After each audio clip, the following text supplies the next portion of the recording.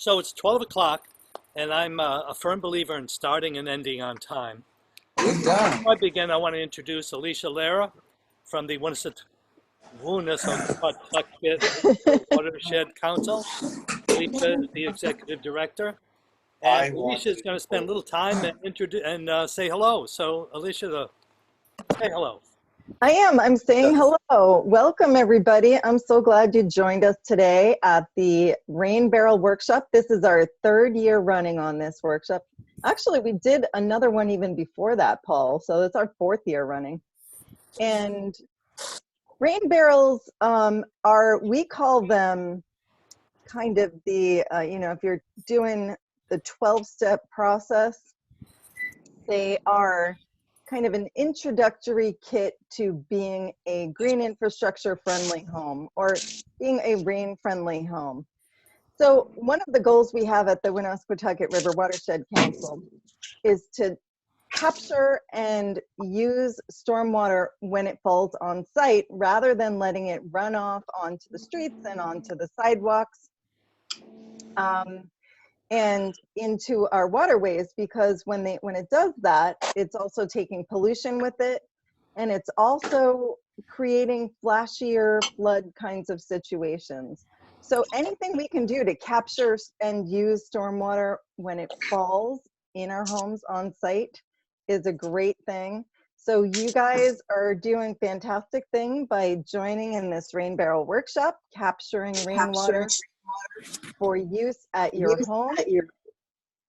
And we're thrilled that you were willing to try and join us today from this crazy situation.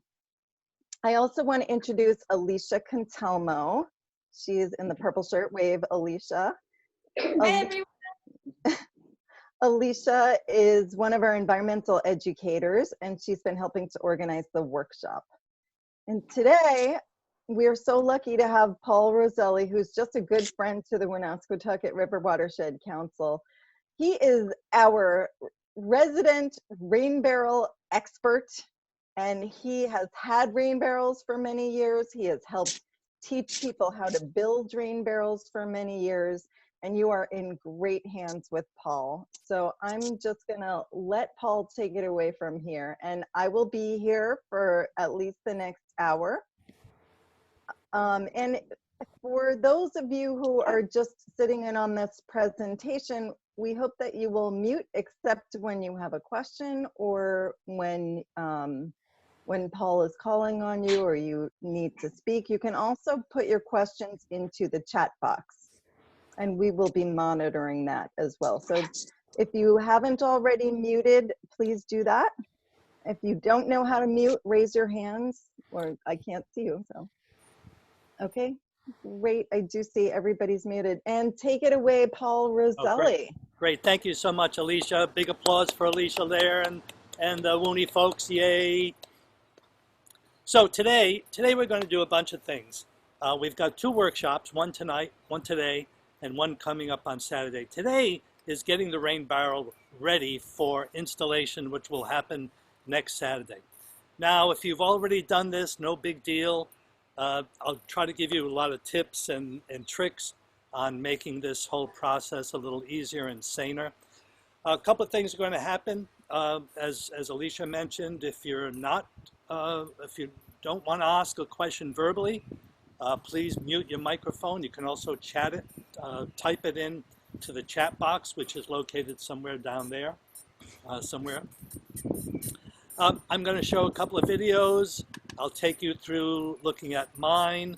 We'll actually get a rain barrel. I'll give you some idea of just what do you do with it once you get it. And we'll also talk about this kit. And before we leave today, we'll talk about this kit. We've got an hour to spend from now till about 1 o'clock. That's when the official workshop ends.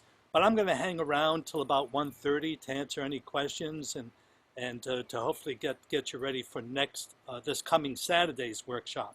This coming Saturday's workshop involves installation, where to put it, how to connect it to a gutter or a downspout, how to maybe do a tandem one. And I see some people have bought two, all those different things. Today, Today we're going to talk about the rain barrel itself. But before we do that, I'm going to give you a little tour and show you what my rain barrels look like. So I've got two. They're in tandem, and you can see them down there somewhere. The one on the that one over there, I won in a raffle, and that was hand painted. And this one I got on Craigslist. This guy right here I got on Craigslist. This used to hold clam juice, clams. Yep, a lot of clams, enormous amount of clam juice. There we go. And I've tied the two together with this connector that you can see right there. But we'll talk about that a little later. One of the things I wanted to do right away is, if you've got your rain barrel, you may find it a little difficult to pop open these buttress caps. I'm going to try to position this a little bit. I'm going to pin my video so, which means I can see what I'm doing, and you can see me on a bigger screen. How do you get this thing off? Oop, where is it? There we go. This thing right here. So thank God for the internet. Thank God for the internet. To get this off, you may be wondering if there's a special tool. And yes, there is. There is a special tool to get these off. But if you have two screwdrivers, you position one on one side, position one on the other. Let's see if I can do this. And you twist it, turn it, and it takes a little bit of effort. But after you get it going, you can take it off. And this is going to come in handy when you clean the rain barrel, because you've got to clean the rain barrel. If you've got a rain barrel from the folks from Coca-Cola, thank you, Coca-Cola, for all that you've done over the years. I think they've given us maybe at least 100 rain barrels.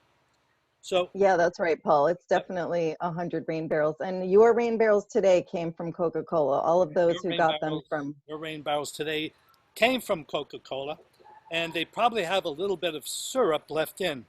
So to help with that, I'm going to show you a little video that'll get us going as to just how you should start thinking about cleaning these rain barrels. So now that you have your rain barrel, what do you do with it? Well, the first thing we got to do is we got to get it clean. And remember, we got to clean the inside as well as the outside. This is food grade plastic. This is the best plastic for rain barrels. These rain barrels contained Coca-Cola syrup, and we got to get that residue, that smell, as much as possible. We got to get rid of it. You have two options. You can put a little bit of soap in here and then flush it out with a lot of water. Move the barrel around, roll it around on the ground, try to get that smell, that residue out as much as possible. And then after that, we're going to clean the outside.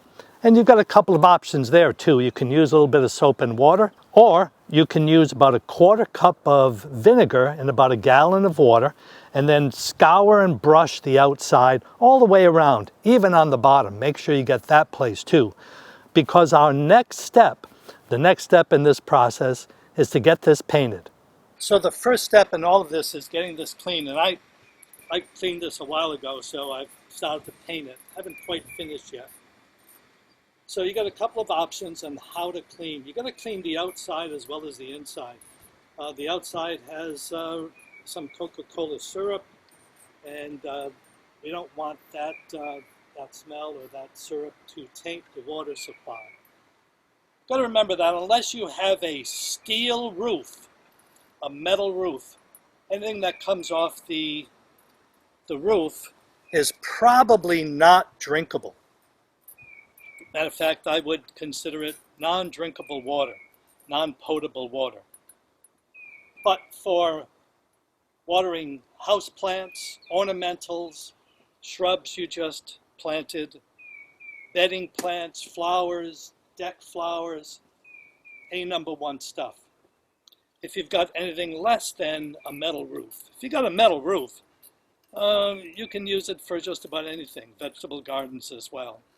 I would caution you not to use it on something you're going to eat right away, like lettuces and all the leafy green stuff. Um, some of the stuff up there does leach into the water and ends up in the rain barrel. So let's see another video. So now it's time to wash our rain barrel. And I'll get a bucket, fill the bucket up with a little bit of soap. Just happen to have some soap right here. Put a little bit of soap inside there, just a tiny bit, not a lot.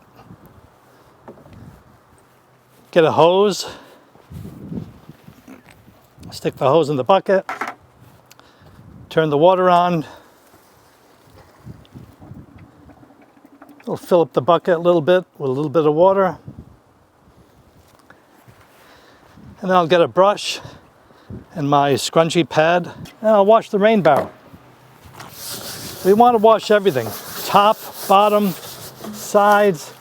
Try to get all the dirt, soil, any residue that may have been on the outside of the rain barrel. Use a brush to get inside these crevices. Remember, we're going to paint this, and we want to make sure the surface, we want to make sure what we're painting is as clean as possible.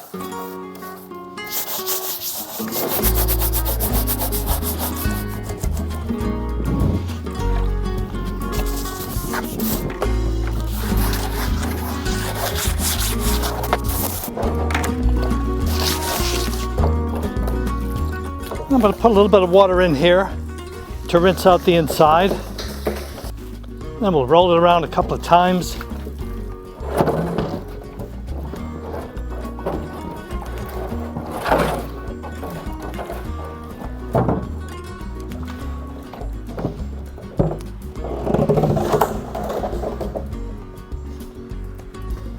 Now that we've given the rain barrel a thorough cleaning, we've washed the top, the sides, the bottom. We've rinsed the inside at least 3 or 4 times. Outside, we used a little bit of soap and water or a 1/4 cup of white vinegar in about 1 gallon of water, and we've washed the entire outside, bottom, and top. Make sure you do the bottom. Make sure you do the whole thing. The outside is now thoroughly clean because the next step in our process is sanding. So one good thing about cleaning is that it does prep your rain barrel for sanding. The last thing we want to do is to sand dirt and grime, and we want to sand as clean a surface as possible. And what's important to remember about these rain barrels is that in and of themselves, they're pretty flimsy. I mean, it was really windy here a little while ago, and this thing was rocking around. So when it's full, you probably know 1 gallon of water weighs about 8.345 pounds per gallon of water. This is a 55-gallon drum, a 55-gallon rain barrel. And when it's full, it can weigh as much as 460 pounds. That's really heavy. So the more preparation, the better, because if we prep it, clean it, both outside and inside, top and bottom, we get it ready for sanding. The paint job will last a long time, and the barrel will last a long time too. The idea of washing it on the outside is really important. Vinegar is fine. You'll see a lot of recommendations to use an equal amount of vinegar and water. I think that's too strong. You don't really need that much vinegar. 1/4 cup and 1 gallon of water is fine. You're not trying to dissolve the plastic. You're trying to kill any mold and mildew that's on here, take out any grime, take out any sheen that might be on here. That little bit of acid in that water will be fine, and you can wipe that. You can get that out as well.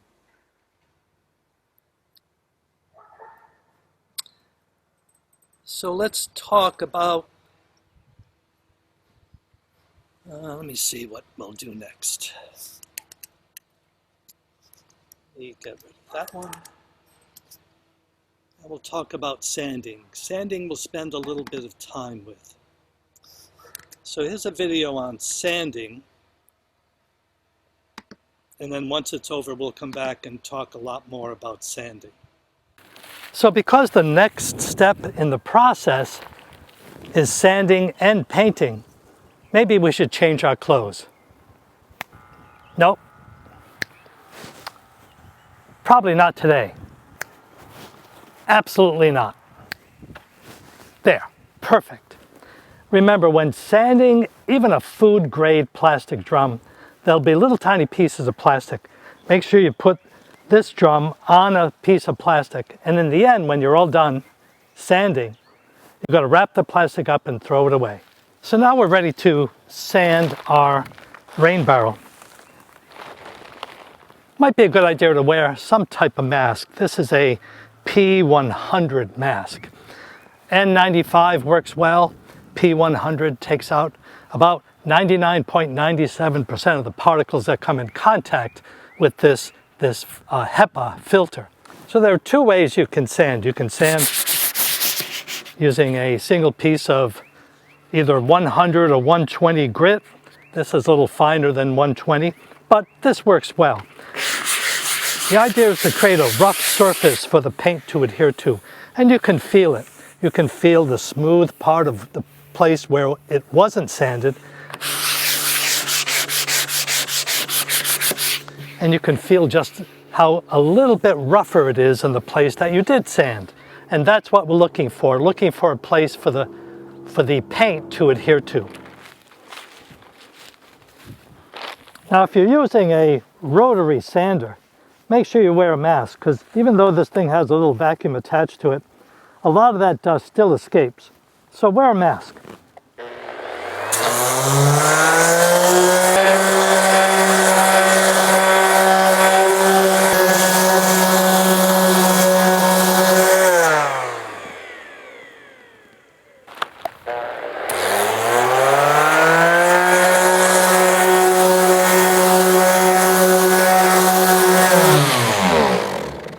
Now you're probably wondering, is this all worth it?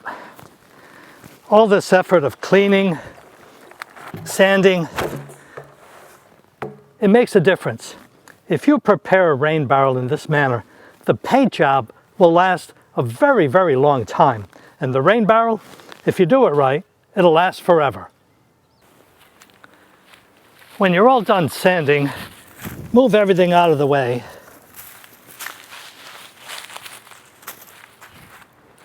Take your rain barrel off the plastic.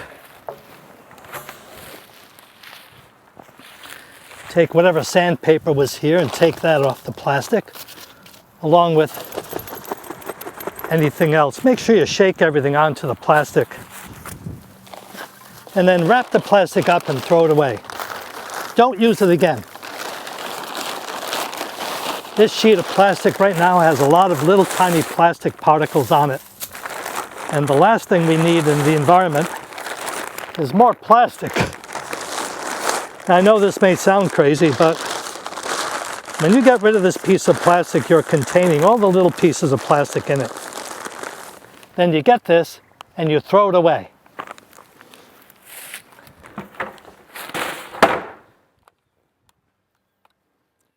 So sanding is a big deal, and you may have gotten a piece of hand sandpaper to hand sand your rain barrels. Almost any sandpaper will do. I used that was a 220 grit, probably finer than need be, on the hand sandpaper. On the rotary sandpaper, it was an 80 grit, so that was really rough. And you can see a little bit of the difference, especially now that the sun is raking across the rain barrel. You can see some of the difference on the rough surfaces here and some of the smooth areas here on top. I don't know if you can see that, but there is a marked difference. It really doesn't matter. If you want something that looks exquisite, furniture quality, then use a finer sandpaper. I thought we'd take a little bit of time here. We're almost halfway through, believe it or not.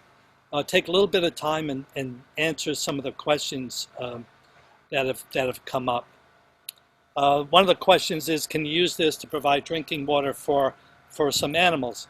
Again, it depends on where the water is coming from. If it's coming off of an asphalt roof, and the asphalt roof is brand new, or the last 10, 15 years, I wouldn't recommend it at all. There's a lot of stuff that's coming off of that roof. Not only the grit and sand that's on the asphalt, but as asphalt heats up, and it does, especially on top of a roof, and the sun bakes it, little flakes of that stuff comes off and ends up in the drinking water. It wouldn't be something I recommend. Matter of fact, if you look at your kits, if you go through your kit, you may even get a little tag that they ask you to put on. I know it's backwards, but you get, I'll turn it around. Only kidding. That you don't drink the water. And I think that's the way to go. So not only for you or for any animals, it's probably not a good way. If, again, you've got a thatch roof or a metal roof or some other type of roof other than asphalt, some are shingles, some are slate, again, you may, my recommendation, what I've seen work really well, is to have the water tested. Take it to a testing lab. After all, I need a drink of water. After all, if it's meant, if the water is going to be used for humans or animals, have it tested.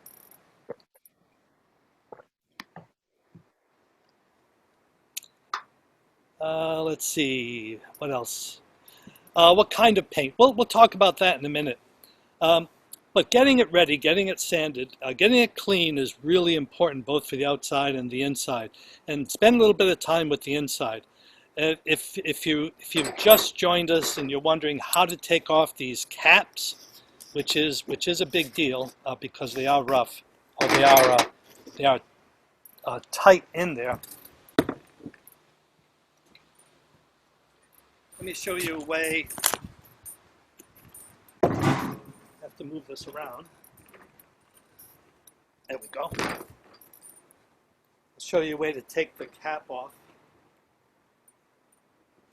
Yes, there is a special tool that they use to take these caps off. But if you've got a couple of screwdrivers in the house, you can take the cap off too. Normally they're on really, really tight, so it will take a little bit of effort to get them off. But once you get it going, you should be fine. Let's see if I can position this a little better. There we go. So again, 2 screwdrivers or something like a screwdriver. Put them between these two. Let's see if I can. One going this way, the other one going this way, and then turn it. And you should be able to loosen it. Also, a pair of pliers works. I think I have a pair of pliers up here too. I do have a pair of pliers. Put it between the two. Let me tighten it up a bit. Put it in these holes. Spread them out. Hold them tight. And you should be able to turn it. The idea is to apply equal pressure on both sides of these, where these nuts are, where these teeth are, and then you can take it out. You should take out both of them when you're cleaning the inside. It'll give you good access to cleaning it. All right, let's talk a little bit about painting. Here's the next video. So now the fun part begins. After all that, you're finally getting into a part where it's fun. You may want to get a rag that has a little bit of water on it. Wipe the area, take as much of whatever moisture is on here. Take as much of the residual plastic. This piece of plastic we're going to throw away as well. And after you do that all the way around, then you're ready to start painting.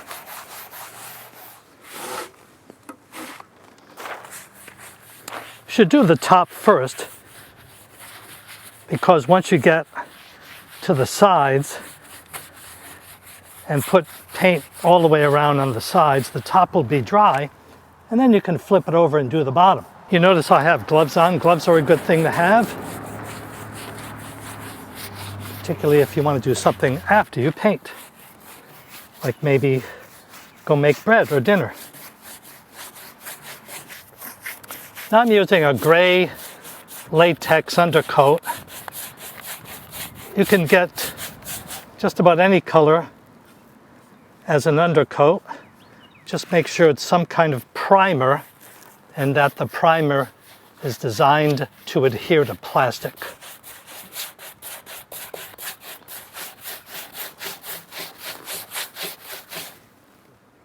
Some instructions and some videos show people using a can of spray paint. I'm not a big fan of spray paint. I find spray paint ends up going everywhere, not necessarily on the thing I'm trying to paint. Plus, it's not the best thing for the environment, as aerosols, whatever the contents of the paint is, goes up into the atmosphere, gets out into our environment. The last thing we want these days is to have more pollution and VOCs, volatile organic compounds, getting into the atmosphere. Now, if you put a dye into the primer, this may be your undercoat, may be your base coat that you do your decorations or illustrations or drawings on top of. I've decided I want a base coat of gray, and then I'll come back and put some type of decoration over this base coat. Now you see we're doing this before we drill any holes. And I think that's the better way to go. Because as of right now, we don't know which side is going to go against the house. And you would hate to drill the holes, paint it, and then put it in position and realize that you've drilled the holes in the wrong place. So now we're ready to do the bottom. I'm going to flip this over because the top is already dried. Here we go. We'll get our wash rag here, wipe off some of the dirt and grime that came from the plastic, and then we'll paint the bottom.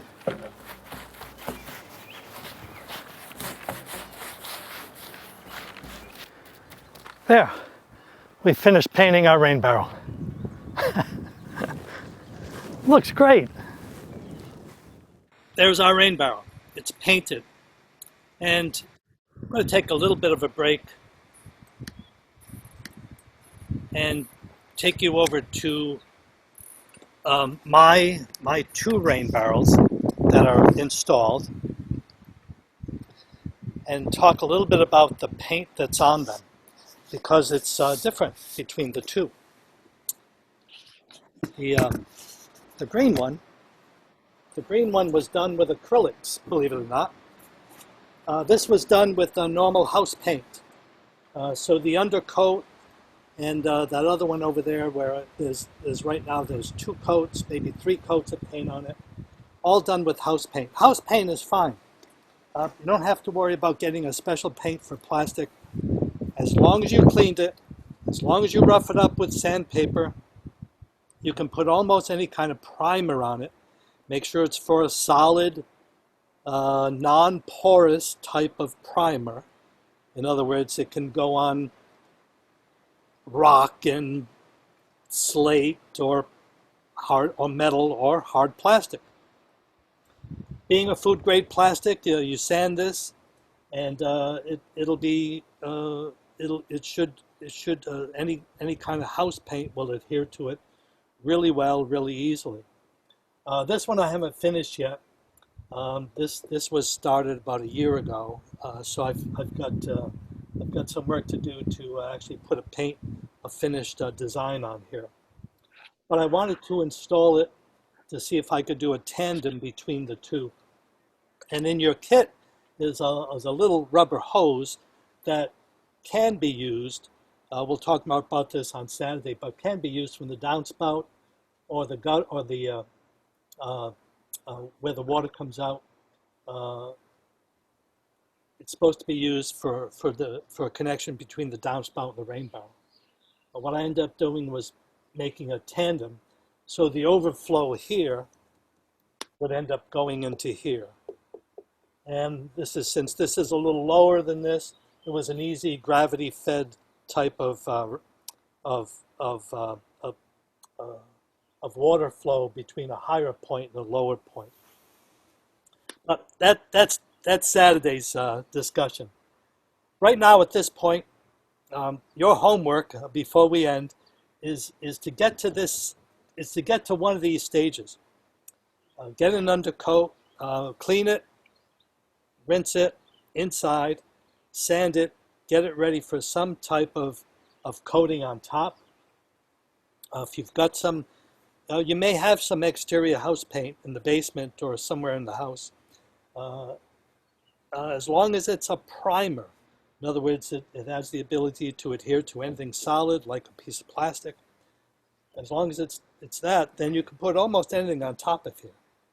And Paul, they all got some paint with their kits, and the paint that you got with your kits is perfect for this. It's a paint and primer combo, and if you've sanded everything the way that Paul said, it's going to work fantastically for you. I think you also got a brush too, so you should be good to go on this. Oh, come on, I didn't get that kit. God, a brush, man, that's great.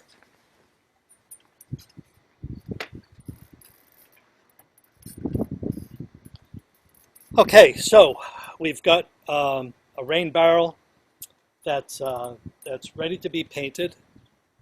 We've cleaned it, sanded it, put our primer coat on it, and now we've got to do something else. Maybe a design. There are certainly lots of designs out there. Let me show you one more video, and then we'll talk about what comes next. Now we're all set to have some fun. We've cleaned our rain barrel, we've sanded it, we've rinsed the inside 3 to 4 times, and we've put on an undercoat. The undercoat will help us put on a final layer of paint. What you use for that final layer of paint should be regular house paint. Regular house paint will hold up to all the elements, to sun, wind, rain, sleet, yeah, even hail sometimes. So use regular house paint. All right, let's get painting.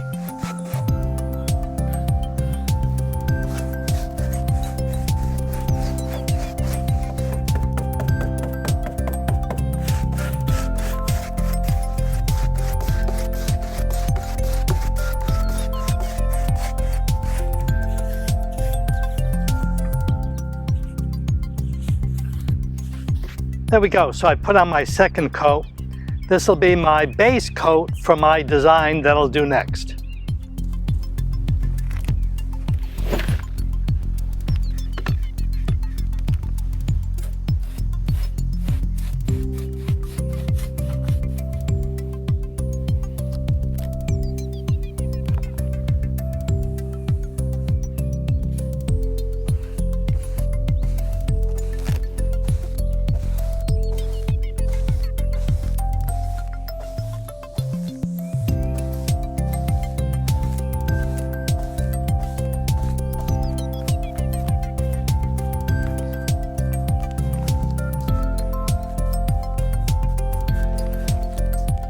Well, there it is.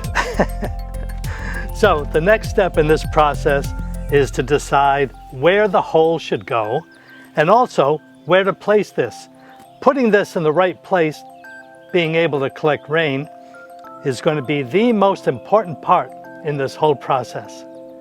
It's important to remember that once this rain barrel is full, it's really heavy. A single gallon of water weighs 8.345 pounds per gallon. This is a 55-gallon drum. Once it's full, it'll be a 55-gallon rain barrel. A 55-gallon rain barrel, once it's full, can weigh up to 460 pounds. 460 pounds, that's really heavy.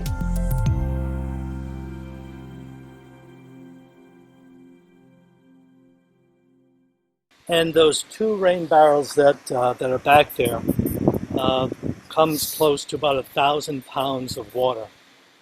Where those go is really important, and that's what we're going to talk about on Saturday. So, but before we get there, I want to answer some more questions and open up the mics and see if you have any questions as to what you see so far. Paul, I just wanted to jump in and say that the painting part is very, very important. And you don't have to be an artist. You don't have to be creative. You can cover it with one color if you want. Maybe you want to blend into your house, or maybe you want to blend into the shrubbery around your house. You know, you don't have to be artistic about it, but it is very important that you do paint it, because the barrels in their initial condition are translucent. And when sunlight shines on them, that can promote growth of algae in the barrel, and you really don't want that. So you have to make sure that you're not allowing light to come into the barrel. So that's the point of the painting. Right, and good point on both ends. You don't have to be an artist. Thank God I'm not an artist, or else I'd look at that and go, oh my God. But, and yeah, making it as dark as possible. It won't prevent algae from growing, but it'll reduce it.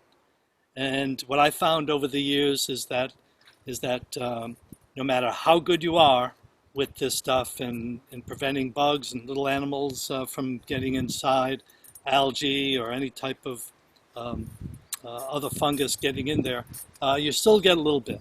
The idea is to make it as minimal as possible.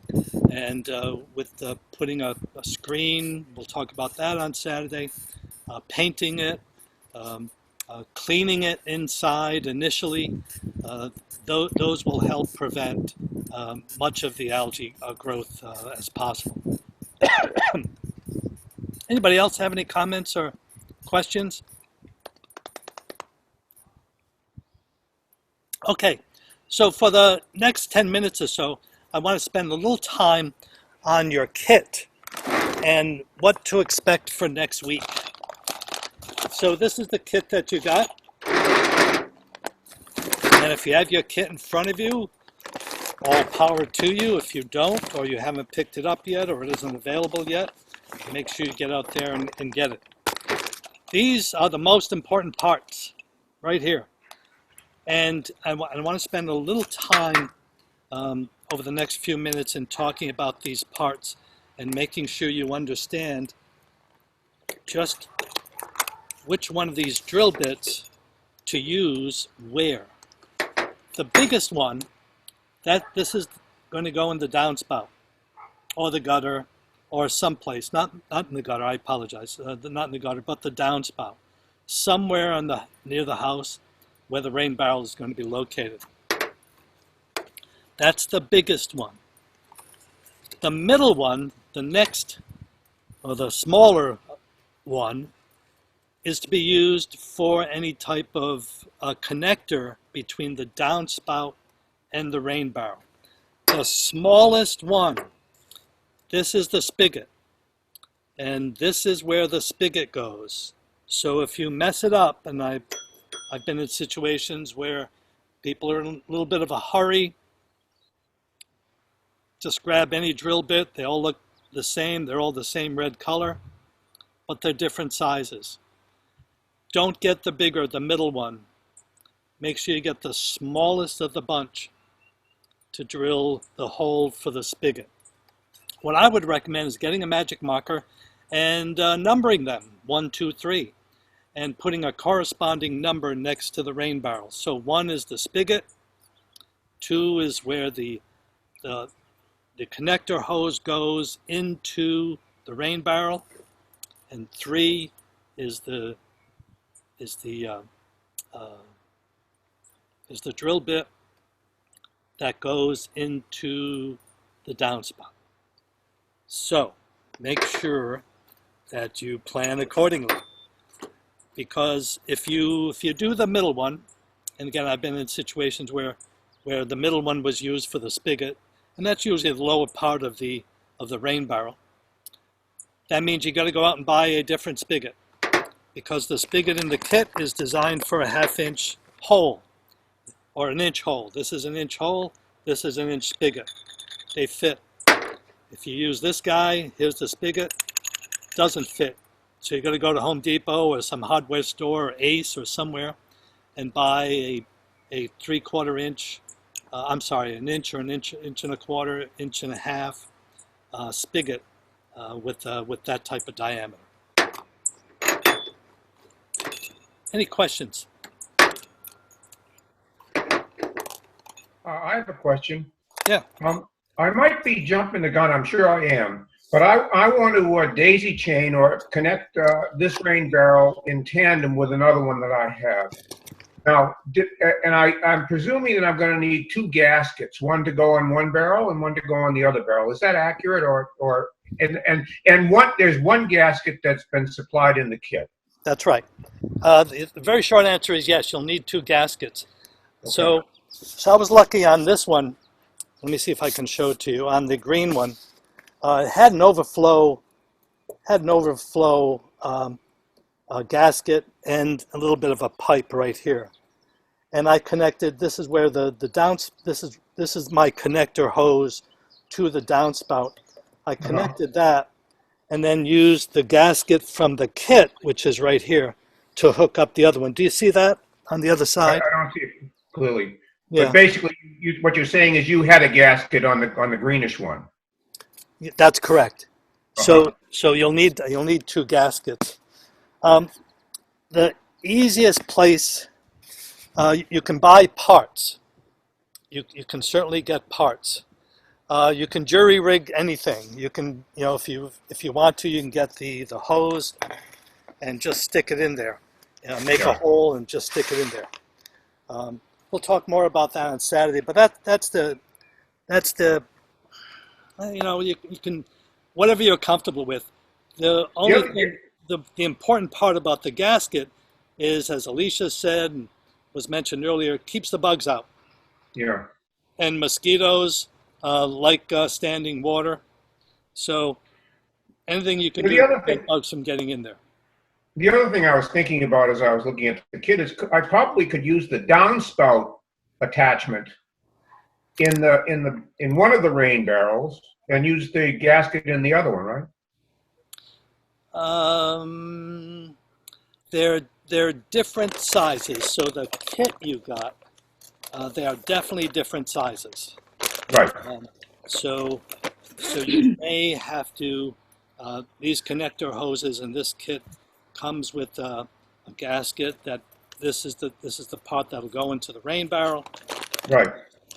And this is the part that goes into your connector into the into the gutter, downspout. into the downspout.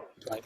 Right. But what I could do, I think, is put the part that goes into the downspout into the original rain barrel and just run the hose using the other gas. Yep, you can do that too. Okay. Yeah, okay. We've got about 15 minutes left. I want to give you homework now. So here's your homework. Your homework is to find a comfortable place with your rain barrel. A comfortable, easy place. Get some plastic.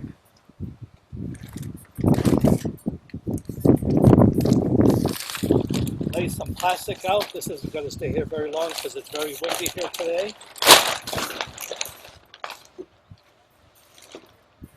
Stay right there. Get your rain barrel.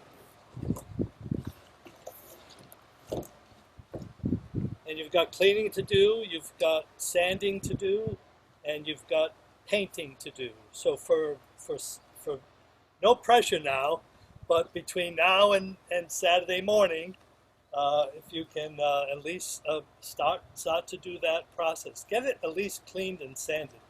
That's the biggest part, because once you get it sanded, it'll be so much easier for that paint to adhere to this plastic, and that paint will last a long time. Right now I've got 2 layers. I've got an undercoat, and I've got this turquoise color here, this Egyptian blue, that's on here as well. So your job next week is to do that. So that's job number 1, is put a piece of plastic down, clean it, sand it, paint it. Next thing I want you to do between now and this coming Saturday, get your kit, get a pencil or a pen or a magic marker, and figure out where the holes are going to go. And we'll talk more about that on Saturday, but I'll give you my experience. My experience over the last many years of having rain barrels is that when they're empty, they're as flimsy as this guy. A little bit of wind and they just fly all over the place. Having a spigot way down here means that it empties, and when it's empty, it's empty. And you're left with an empty rain barrel. That means you'll have to put it on top of something, cinder blocks, a platform, some type of stand, something. Yes, absolutely. Having the spigot down here does give you the opportunity of getting more water, getting more flow, greater pressure, the water changes, all that stuff, right? I found over the years that having a spigot, the spigot up here, and this is something you have to decide between now and next Saturday, because next Saturday we'll drill holes. We'll actually get a drill, and you with me, we will drill holes in this thing, and we'll place it somewhere.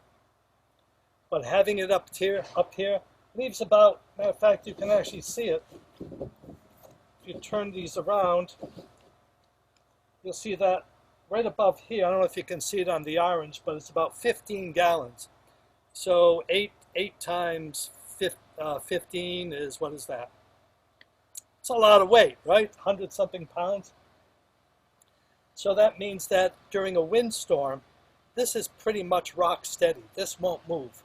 A number of years ago, I had a microburst in the backyard. It was beautiful in the front yard. In the backyard, it was tornado-like conditions.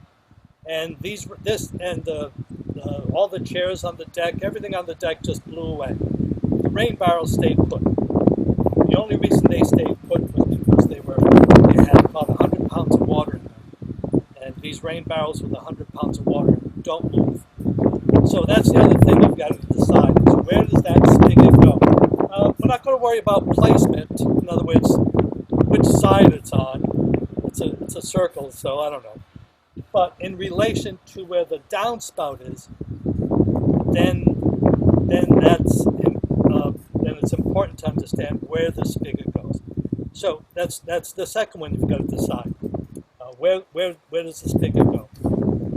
Third piece of homework between now and next week is decide where this goes. You may have noticed, Lisa, I hope you did, I'll take you over there in a second, that these two are on a pretty level surface.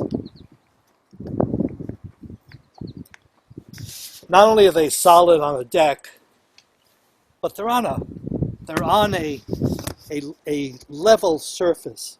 I actually think there's a slight pitch here, but not much, not even discernible to the naked eye. So that means the water level is steady. When it fills up at an even level. It doesn't spill over from the top. This one might, but that one doesn't. This might spill over a little bit from the top. When they spill over from the top, it can create a wet spot on here, damaging the paint and also creating mold and mildew. So it's important to make sure that everything is level. The deck, your rain barrels are level, but especially if we put this on the ground somewhere, we've got to get a level, and we'll do that next week as well. We'll take a level out, we'll take a look at the ground and see just how level it is. So that's your homework for next week. Your homework is to clean it, get that syrup out from the inside of the rain barrel, wash it, a little bit of vinegar and water, and sand it, and at the very least get an undercoat on it. If you want to go and do a design or something, or like my crazy design over there, go to it. One of the other things, Paul, we had a question about whether chalk paint on top of primer would work. My understanding is that chalk paint is not as weather resistant, but the primer already is extremely weather resistant. Yeah, yeah. So the chalk paint does one thing really well. It degrades over time. That's why you get chalk. The idea of chalk is you rub your hands against a painted surface and you come away with this film. It's usually white, not necessarily, but usually white. That means the paint is degrading. It was great for things like concrete and wallboard, uh, things that you would look at every once in a while. Uh, Also, chalk does one other thing. It's great for mold and mildew resistance because it's essentially peeling. It's essentially. I actually meant, I accidentally said chalk paint, but I really meant to say chalkboard paint. Oh, okay. Yeah. Oh, chalkboard paint. Well, that's different. So, I would stick with the latex paint. Um, a good quality, and you don't have to buy a lot. If you're looking for different colors, you could buy a pint of a bunch of different colors and mix them, or some design like that, or the one I did little earlier today, earlier this week, or last week rather. So that part's really up to you. I House paint, latex is the best. Once it dries, it's pretty solid. Um, and it does provide all the things we talked about. It prevents the light from entering. It's a solid coat surface. There's no chalking. There's no deterioration over time. So I would hesitate using anything other than some of the modern day paints.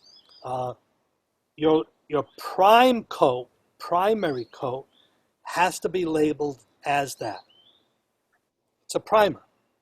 It goes on almost any surface, porous, non-porous, wood, concrete, rock, sheet metal, wallboard, paper, plastic, and then you put anything on top of that. So we have a few minutes left. So I want to show you one more uh, uh, uh, thing to help you decide where this spigot goes. That's this little guy right here. If you're planning on hooking up a hose to any of these, uh, that'll work. You can. They're threaded. Both the this kind of spigot and that kind of spigot. They both have threads on the bottom. If, however, you're using a watering can, either one is fine. The idea of a watering can, if you have a watering can and you're wondering, where should I put that spigot? Get the watering can, put the rain barrel in place, put the watering can underneath it, and figure about an inch up from where the base of this watering can is. That's where you put your hole. That's where but don't put the hole yet. We'll do that next week. And then you fill it up, and you go water some plants. Whoops. And if you miss, you get wet. There we go. Free water. Any questions? That was a fast hour. Thank you. Let's open up the microphones. We've got about 5 minutes left before we're done for today. 4 minutes left, actually. Well, I just want to take a second and thank Paul for not just doing a great workshop, but preparing all those videos for us. This is going to be, we've recorded this, and if you need to refer to this video, Alicia Cantelmo is going to send out a link to where you can find the recording of this video if you need to refer to it before Saturday to remember all the wonderful things that Paul showed us and told us. And I just want to take extra time to thank Paul, especially for that clothing change thing. That was really, that was fabulous, Paul. And I want to thank everybody for coming and thinking about buying a rain barrel. Yep, and a lot of fun. So see you all Saturday, bright and early, right? Bright and early. What are we doing? 4 o'clock in the morning? Nothing at 4 o'clock in the morning. We're sleeping. All right. See you then. So long, everyone. Thank you. Bye, everyone.